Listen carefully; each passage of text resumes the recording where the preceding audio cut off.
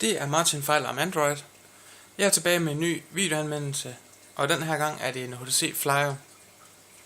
Jeg har haft HTC Flyer til prøve i næsten 14 dage, og det har både været på godt og ondt.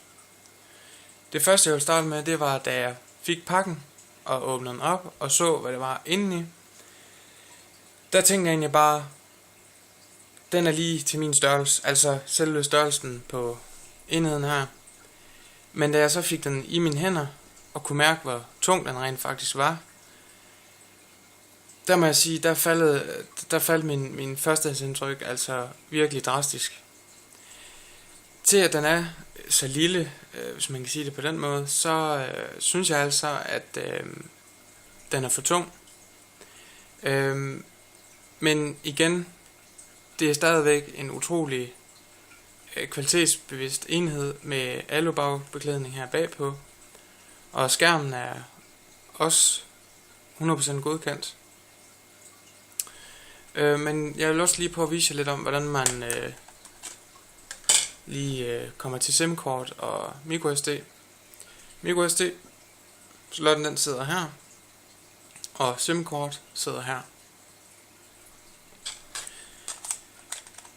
Nu kan jeg så springe ud i det og sige, at for ikke mere end 2 dage siden, der havde jeg lige et øjebliksbillede, jeg lige skulle have skudt, og selvfølgelig havde jeg HTC Flyer ved min hånd, og klokken var cirka 10:30 om aftenen, og det første jeg selvfølgelig ville gøre var at tage det billede. Det eneste jeg så fandt ud af, det var, at billedet blev helt mørkt, og til min store forundring så fandt jeg så ud af, at der ikke er fotolys på HTC Flyer. For mig er det et kæmpe minus, da jeg blev vant til at have fotolys i mine telefoner, og jeg forstår faktisk ikke, hvorfor at HTC har valgt at spare det væk på HTC Flyer. Jeg synes, HTC har været en af de mærker, der har været super gode til at give brugerne en rigtig fed brugeroplevelse med alt, lige fra kvalitet af telefon til brugerflade. Og jeg kan næsten heller ikke komme i tanke om en telefon, der ikke har fotolys i. Selv Wildfire har fotolys. Så hvorfor HTC har undladt ikke at putte det i deres første tablet her, det ved jeg simpelthen ikke, men jeg synes, det er en skam. For at gå til designet, så som jeg nævnte lige før, så synes jeg, at designet det er 100% godkendt. Den virker til at være robust og kan holde til nogle slag. Ikke at jeg har prøvet det her og har lyst til det, men den virker solid. Om bagpå, der har vi 2 højtalere, stereo-højtalere, og et 5 megapixel kamera. Oppe i toppen har vi jackstick og powerbutton, som også bruges til at slå enheden til og fra standby. Jeg ved ikke, om I kan fornemme det her, men helt heroppe i toppen på powerknappen, der har man LED-navigation, som man kender fra andre Android-telefoner. Jeg kan lige prøve at vise det her. Den sidder heroppe i gitteret foran. Den har de valgt at placere heroppe i knappen i stedet for. Og det er også her, du kan se, når du for eksempel sender til opladning, så går den over og lyser orange. I bunden har vi et micro USB-stik. Nej, det har vi ikke. Den er meget underlig. Og man kan altså ikke bruge et ganske almindeligt micro USB-stik. Og det synes jeg er rigtig ærgerligt, at man ikke kan det. Foran her har vi en kamera her. Jeg skulle lige se, hvordan jeg havde vendt den. En frontkamera her på 1,3 megapixel. Og lige her ved siden af, jeg ved ikke, om man kan fornemme det. Kan man nok ikke rigtig. Men her sidder diverse sensorer. Nu kan vi prøve at sparke lidt liv i skærmen her. Og som man kan se her, så minder brugerfladen rigtig meget om HTC Sense 3.0. Men det er det ikke, kan jeg så lige fortælle. Det er HTC Sense 2.1 til tablets. Og det forundrer mig faktisk en del, for jeg havde egentlig forstået det sådan, at det var HTC Sense 3.0, der var smidt hen over HTC Flyer. Men der er nok noget, jeg har misforstået eller andet sted, men hvis vi prøver at gå hen her, så kan I se HTC Sense Vision 2.1 til tablet.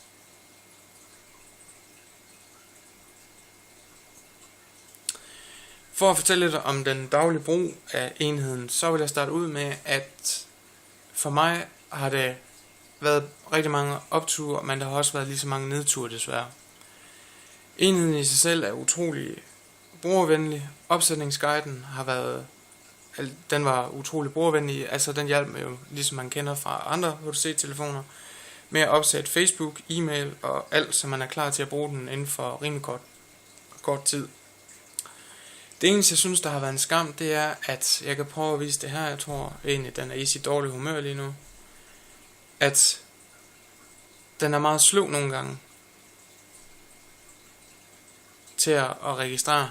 Nu kan jeg lige prøve at demonstrere det på HTC Sensation, som har samlåsering. Så snart man trykker, så er ringen med dig.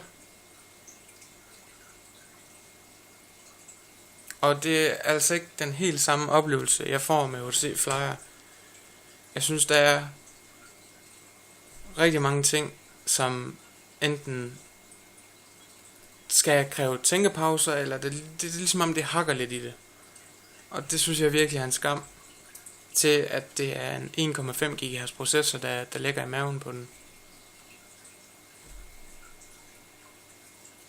Men ellers så har man de 4 applikationer hernede i bunden på låsskærmen, som man er vant til fra HTC Sense 3.0. Og så snart man trækker den ned i, så man også kan fornemme her igen, at den er utrolig sløv, men det går. Så er man egentlig klar til at skyde et billede. En anden ting, som jeg vist glemte her fra starten af, det er touchknapperne. Der er både her i bunden, de er ikke så tydelige at se, der er ikke så meget lys i dem. Jeg ved ikke engang, om man kan komme til at fornemme det. En lille smule. Ja, der. Og når man vender den rundt, så får man dem hernede i bunden i stedet for. Det er ikke så tydeligt at se, men de er der. En af de ting, som jeg vil prøve at vise lidt om, som jeg har prøvet at lege en lille smule med. Jeg har ikke sat mig 100% i det vil jeg godt være ærlig og fortælle her fra starten. Det er noter. Det er ikke noget, som jeg vil bruge, hvis jeg skulle have en tablet, så vil jeg egentlig bruge den til opskrifter, browsing og musik og spil, hvad der nu ellers findes. Noter, det holder man stadigvæk enten til computer eller på en blog med en kuglepen. Men HTC, de har i hvert fald forsøgt sig med at prøve at lave, det var en dum flue, at lave det nemmere for erhvervsfolk at tage noter, når de er til møder, eller hvad de nu skal bruge det til. Hvis man trykker heroppe på plusset, trykker man ny note. Troede jeg. Sådan der. Og så er man ellers klar til at skrive løs. Med den her. Nej. Man har jo faktisk stadig ikke muligheden for at trykke med fingeren her. Og så dukker der et tastatur frem. Her har man mulighed for at skrive på den her måde. Man har også mulighed for at vende den om. Lige tryk igen. Og så kommer der en fuld tastatur op, og man kan skrive.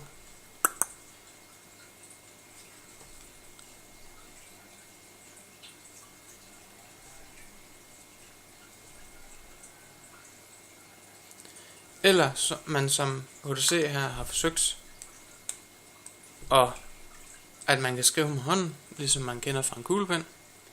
Og den måde det egentlig går ud på, det er, at der er 2 knapper her på den her stylus her.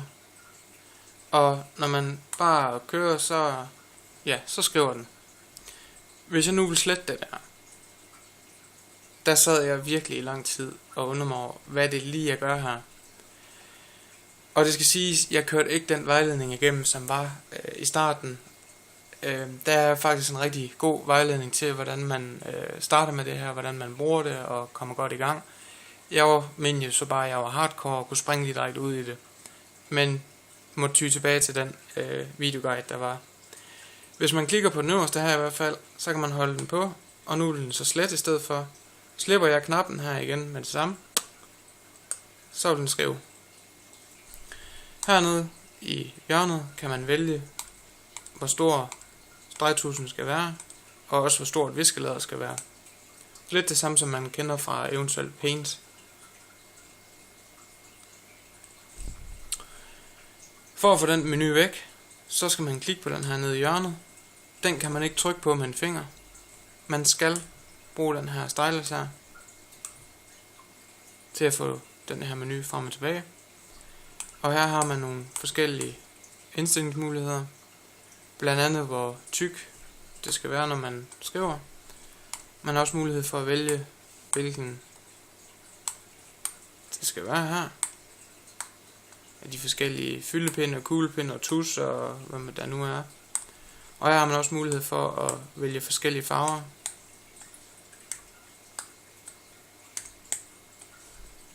Så kreativ kan man også være, hvis det er sådan, at man sidder og keder sig til møderne.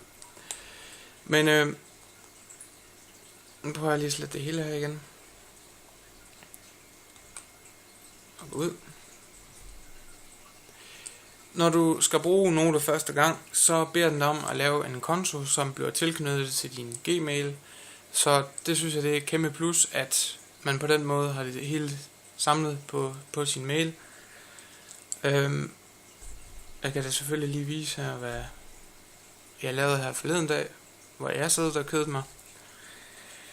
Og en af de ting, som jeg synes også er rigtig smart her, det er, at man både har mulighed for, mens man sidder og skriver, og kan optage her for oven.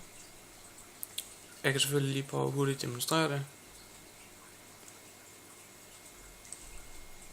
Nu optager den, og jeg kan sådan set sidde og skrive alt, hvad jeg vil. Og hovsa, der var lige et billede her, vi skulle have taget. Sådan der. Og udført. Og så kan man sådan set egentlig skrive videre her, hvad man nu har lyst til. Alle mulige kruseduller.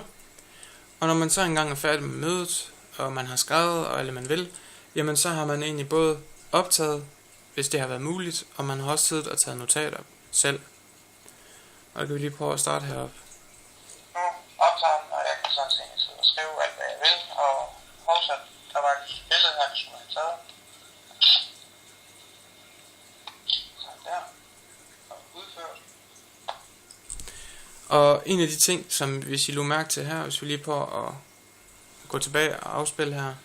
Sådan der viser den en lille miniatyrudgave af et billede, og der er også en lille prik heroppe, der viser hvorhen og hvornår man eventuelt har udført noget under optagelse. Og når man egentlig er færdig med det, man nu har lavet og skrevet, jamen så kan man jo sådan set egentlig bare trykke tilbage, så gemmer den automatisk sin note. En af de store salgsting, jeg i hvert fald føler, at HTC laver med HTC Flyer, det er det her med noter og den her stylus her. Jeg ved ikke helt, hvad jeg skal synes om det. Der er rigtig mange andre medier, som siger, at det er noget bras, og det er ikke, at det er noget bras, men at det ikke er holdbart. Jeg synes, det er rigtig godt tænkt af HTC. Det jeg bare synes, der er en skam, som HTC selvfølgelig ikke kan gøre ved, det er, at man skal have sådan en stylus her. Bliver den væk, så er det bare ærgerligt. En ny, den koster cirka 400-500 kroner. Og det synes jeg efter min mening, at det er rigtig mange penge. Men det er jo så igen en smagsag. Ellers så vil jeg lige prøve at vise lidt omkring webbrowsing her. Det er også en af de steder her, hvor jeg føler, at den godt kan hænge lidt en gang imellem. Og selvfølgelig, det er stadigvæk en forvokset mobiltelefon, hvis man kan sige det sådan. Jeg havde bare forestillet mig, at alting kørte lidt mere flydende på HTC Flyer, end man kender fra en rigtig Android-telefon for eksempel. Nu kører jeg rigtig godt rundt i det her.